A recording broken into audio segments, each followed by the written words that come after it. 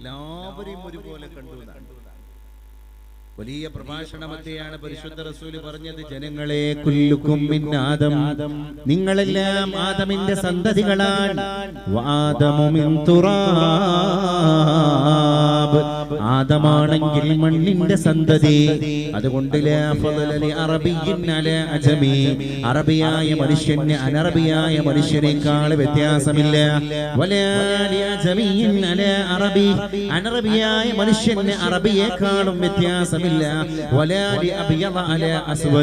തൊലി വെളുത്തു പോയവന് കറുത്തവനേക്കാൾ വ്യത്യാസമില്ല. തൊലി കറുത്തു പോയവന് വെളുത്തവനേക്കാളും വ്യത്യാസമില്ല. തഖ്വ കൊണ്ട് മാത്രമാണ് മനുഷ്യൻ ഉന്നതനാകുന്നത്. കർമ്മം കൊണ്ടാണ്, ജന്മം കൊണ്ടല്ല. അത് ശ്രീനാരായണ ഗുരുവും പഠിപ്പിച്ചു പോയതാണ്. സ്നേഹത്തിൽ നിന്നുദിക്കുന്ന ലോകം സ്നേഹത്താൽ വൃദ്ധി തേടുന്നു. എവിടെ നിന്നാണ് ലോകം ഉദയം ചെയ്തത്? അത് സ്നേഹത്തിൽ നിന്നാണ്. എവിടെ നിന്നാണ് ലോകം ഉയർകൊണ്ടത്?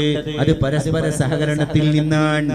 എല്ലാ മതക്കാരും ഒരുമിച്ച് കൂടുന്ന ഒരു ദർബാർ പോലെ പരിശുദ്ധ റസൂലിന്റെ ഹദറത്ത് നമുക്ക് കാണാൻ സാധ്യമായിരുന്നു.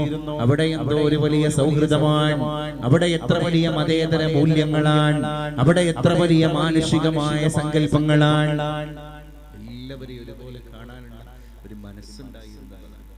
ആ ഒരു പരിഗണന, കൺസിഡറേഷൻ. ഇന്ന് മനുഷ്യന് ഏറ്റവും കൂടുതൽ ആവശ്യം പരിഗണനയാണ്. ആ പരിഗണന വലിയവര് ചെറിയവര് എല്ലാം ഉണ്ട്, എല്ലാ അർത്ഥത്തിലും ഉണ്ടല്ലോ. മൂല്യങ്ങളെ പഠിപ്പിച്ചു മുഹമ്മദ് മുസ്തഫ. അതുകൊണ്ടാണ് അവിടുന്ന് പറഞ്ഞത്, ഞാൻ നിയോഗിക്കപ്പെട്ടു ഉന്നതമായ സംസ്കാരങ്ങളെ ലോകത്ത് പഠിപ്പിക്കാനാണ് ഞാൻ പറഞ്ഞയക്കപ്പെട്ടത്. ഇതൊരു ഉന്നതമായ സംസ്കാരമായിരുന്നു. They accepted the ideology.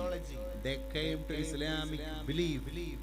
ആളുകള് ഈ ഒരു ശാന്തര തീരത്തേക്ക് വരാനും മതത്തെ മനസ്സിലാക്കാനും ശാന്തിയെ പഠിക്കാനൊക്കെ ഉതകുന്നത് ഒരു വ്യക്തിമുദ്ര പതിപ്പിച്ച നായകനെ മുന്നിൽ കണ്ടപ്പോഴാണ്. അതിൽ അറബിയുണ്ട്, അനറബിയുണ്ട്, എല്ലാ ആളുകളും, അജമിയുണ്ട്. ഇസ്ലാമിന്റെ പ്ലാറ്റ്ഫോമിന്റെ അകത്തുള്ളവരുണ്ട്, പുറത്തുള്ളവരുണ്ട്. ഈ സദസ്സു പോലെ അങ്ങനെയായിരുന്നു അവിടുത്തെ മനുഷ്യത്വം. എല്ലാവരെയും ഉൾക്കൊണ്ടല്ലോ, എല്ലാ ആളുകളെയും ഉൾക്കൊണ്ടു. അതൊരു സുന്ദരമായ ജീവിത രീതിയായിരുന്നു.